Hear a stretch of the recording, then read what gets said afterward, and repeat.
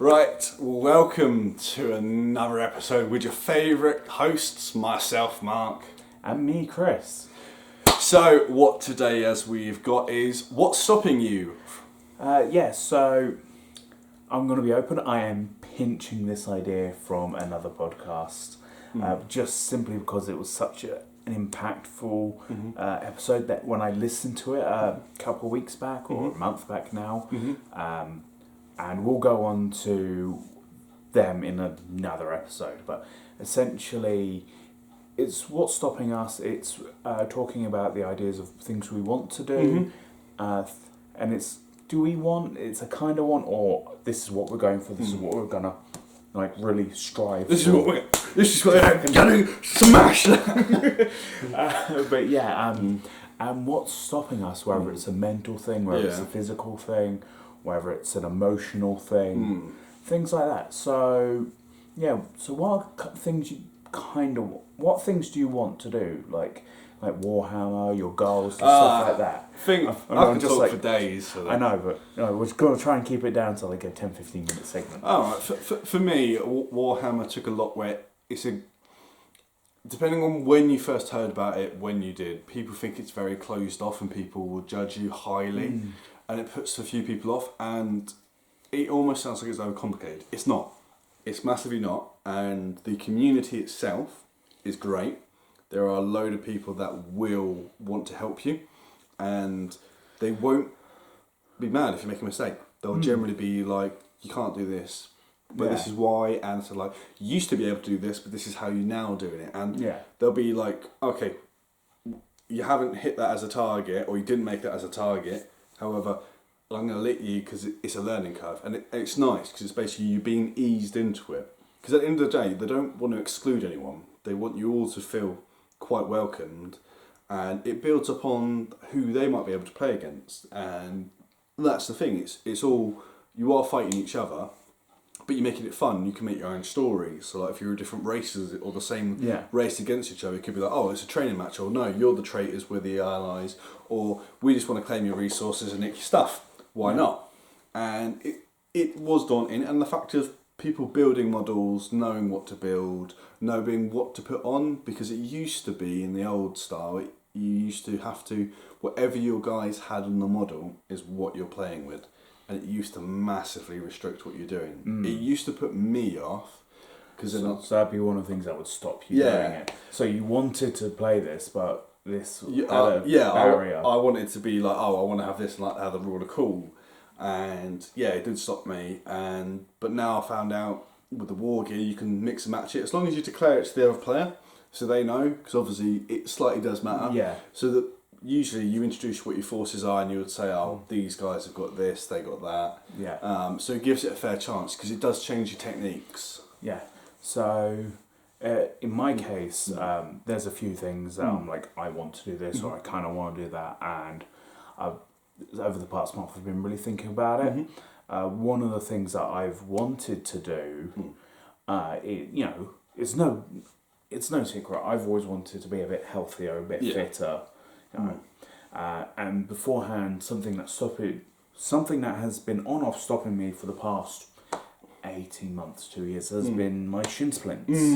I went from like a couple thousand steps a day to like 10,000 within a week, and I did it for 12 weeks, and by the end of the 12th week I was suffering a little bit of pain, but nothing too serious. Then my old job closed, a lot of stress came in, my steps went straight back down, and then my weight rocketed back up, and by the end of the following year, 2022, I went, I got to start this. So October I got my steps back up. November, because October I went to Spain. I went, okay, I'm in a different country, I can work on getting my steps back up, and I did that. November was going fine. Then the end of November I got injured. My shin splint started taking effect, and my steps in December of that year was 2,500 a day average, which is abysmal. Like, it was low, even for me it was low. And then for the next year, I tried, but every time, because I wasn't properly looking at it, I was still not walking right. So for the past 5-6 months, I've started stretching properly. This is something, beforehand I kind of wanted it, but now I want it. So for Valentine's Day, when Lent started, I gave up takeaways. Lent's over now, I'm allowed them, but I'm fine with not having them because I've got other things here. You've controlled like the urge in one regard. Exactly, I don't crave it. I used to want, my mental state was right, sod it, ordering fried chicken now. Yeah. Easily once, maybe twice a week. Yeah. Very easily. Every time I had a slight pain, I would just go, right, I'm done walking for a day. Now I'm like, no, I'm going to stretch this. I'm going to rest it. I'm going to stretch it. I've got a massage gun, so I can properly take care of it. My average steps have gone from 6,500 a day in January to March being 8,000 a day. Nice, which is very good. Yeah. So I think I was struggling to hit 200,000 steps in a month. I surpassed 250,000 for the first time. It's something I want now, and it's my mental health is better, my physical health is getting better. I'm getting the pain less often because I'm taking care of it properly. Don't get me wrong, if I do 40,000 steps in 2 days, I still feel that out of it. But it's something I want. The other thing was that I was a kind of want before was a change in my work. Right. But I was always I kind of want it, but I can't really be bothered to try and change anything. Then in October that changed, and I started studying. It's always been a kind of want, I'm kind of doing it. And then over the past month, I was like, no, I need to do this. It's something I want to do. I want to pursue this. So I've upped my studying. I've booked the exam, as I mentioned in the previous episode. And I'm like, I want this. I'm going to gun for this. I'm already thinking, how am I going to get the money ready for the next exam? When can I do the next exam? I haven't even passed this one. I haven't even taken the test. It's still 6 weeks away. But I'm just I want that. But it's good to have because it is a target. Once you've got a goal and you're seeking it out, because it always sounds silly and people get put off from making it, but when you actually write down a plan, what's stopping you, when you break it down, because a lot of the times if you write down what can stop you from doing the goal, it's mostly you.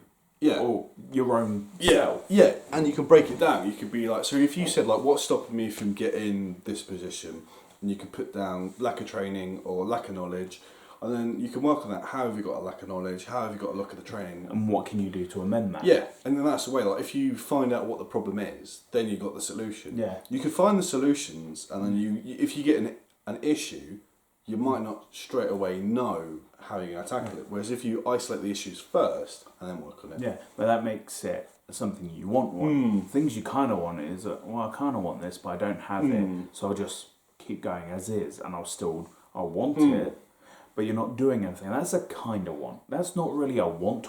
Yeah, that's just take it or leave it. I kind of want it. Yeah, it's massively. I've changed from what I was previously doing in my careers. I've changed from normally volunteering to working in tourism, to working in travel, to working in a mixture of a role that involves security.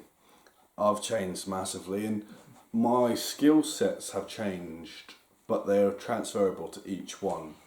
So I'm still myself. I can show empathy at the same time, but then I've also got to make a judgment call. And it never seems easy at first, and you always feel like you're stuck between certain jobs or careers. You've probably all felt with it. Whoever your management is, depends on how much confidence you have and how much power you actually have in your role. So if you've got some good management that will back you up or accept your judgment, or at least accept your reasoning why you have done it, it's not bad. But you have got some that will try and take your power away, or be like, you should have come to me for all this, you cannot make any calls.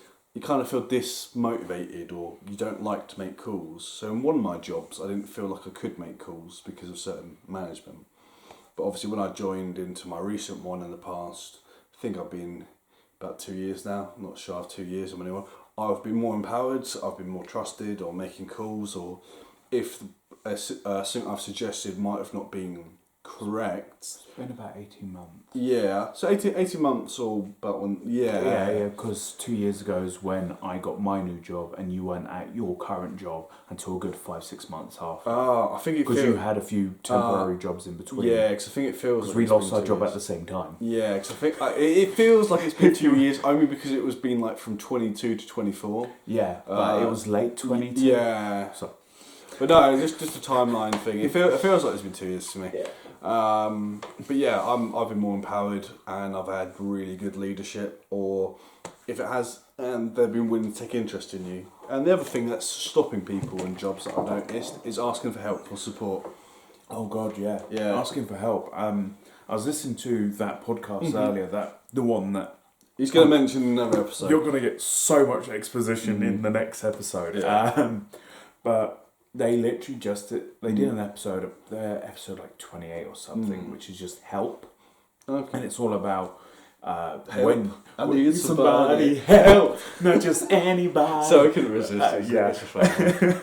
But they literally just talked about how they're always happy to help other people, but there are times that they don't like asking for help. Yeah, I get that. But they made the point was, if you need the help, just lower your guard enough to ask. It's not ideal all the time, but you just got to do it. Oh yeah, and the other side of it is, you might know what the actual problem was and how to fix it, but your brain's not thinking about it at the exact moment. So if you ask someone, be like, "Oh, sorry, my brain's gone dead. Could you remind me how I need to do this?" And someone's going to go, "Yeah, sure. This is what you got to do. This is how you got to do it." Yeah, providing you're not a dick about it, asking for help, you'll generally get the help. And that's the thing. There will be times that people take the mick. They will, but they mean it in love. They're not trying to be too serious. So I've always made the joke of, if you can ask me the same question multiple times. If it gets a certain amount of times, I'll probably make a joke of it.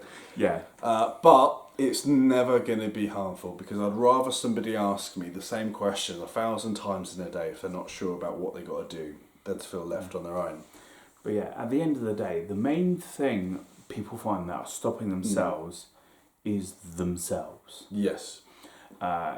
Sometimes it's an anxiety thing, sometimes it's confidence. Yeah. Sometimes it's also if you feel worthy yourself. Yeah. Self-worth is a big bitch. Yeah. I know that. I've struggled with my own self-worth so much. It's only the past couple weeks. Yeah. Maybe 3 weeks, so I'm starting to feel a bit of worthiness in myself. I wouldn't say I'm lifting Mjolnir worthy, but I'm not. I know. It's kind of like in one regard that people are afraid of actually approaching. So, for example, this is out of context. When it comes to dating and approaching people in bars nowadays, most people feel like they're not worthy of approaching someone because of the ridicule, the embarrassment, and the risk of being accused of a harasser. Yeah, the toxic traits that are in every gender, where there is no fixed set. There's no toxic masculinity or toxic feminine. It's just toxic behaviour, and it's only people that have put two words together are making it seem strong. And unfortunately, these people can be very vocal about it, and it spreads like wildfire. But if you sit everyone down together and explain what the actions and what you actually meant, you can quickly find out that there was no ill will intent. It's just very bad communication. Yeah. And what I notice is that when I'm seeing people out in the open, it all depends on who your friends are as well. It can impact, if you've got good friends out there that will support you, but there are some people that might stop you from doing something and they shouldn't do. Yeah. It wasn't unsafe, it wasn't you didn't want to lose your friend to somebody else. Yeah, I've cut a few of those sorts of people out, but the people that I mostly see now are the builder-up sort of people. And that's who you want, by the way. You want the ones that build you. You want the builder-uppers. But yeah, so if you can, I know it's not always easy, but try and build a group together that will encourage you and boost you forward. Yeah, so one of the main just that alone should help build your self-confidence enough just so you can do things on your own, and you'll break through what's stopping you, oh, it's me because I'm not worthy of this. Those people will go, no, piss off, mate, you are worthy, go do it. And they'll just give you, they won't do it for you, but they'll just go, do it. Yeah, it would be like a push in the right direction, or it would be like, what's stopping you, like, what have you got to lose? That's the main thing you got to look at is, what have I got to lose? So for example, I went into a career that I didn't think I could, and I actually quickly managed to get in compared to most people on my first try. So that was a boost, and that was only because I had a few people that said, oh yeah, go for it. Because you do feel your self-worth or what you bring to the table is low, because there are so many people that are hyped up, so many people that have got the alpha mind, and they try and overpower it in the sense of being like, if you're not doing what I'm doing, you suck ass. And it's like, that's not the case. The fact is, you can enjoy life and also work. You're not always lazy. Sometimes you've got to take care of your brain mentally because of, let's be real, you look at some people that have been very successful, they've either wasted their early years or they're starting to now die young. And it's like, was that worth the same thing? Yeah. And it's like, you kind of went through all that stress to build up, you're now stuck in, you might have lost so many paths. Now, it may work for some, if you want to be driven in that sense, but for the people that still like to have fun and enjoy yourselves, you can balance it out quite well. Yeah. And don't be afraid Push hard, have fun. Yeah, and don't be afraid of starting at a lower position than what you were, because you can build yourself up. Yeah. When you're at the bottom, the only way is up. Yeah. And I think that'll be a really good moment to end. Yes. So yeah, that's us. So what's stopping you? You. Yes. Not me. You. Get over yourselves. Yeah. I mean that lovingly. Yeah. But until next time, folks. Tatty bye. Just a couple of guys chatting over a brew. Won't tell you no lies. It's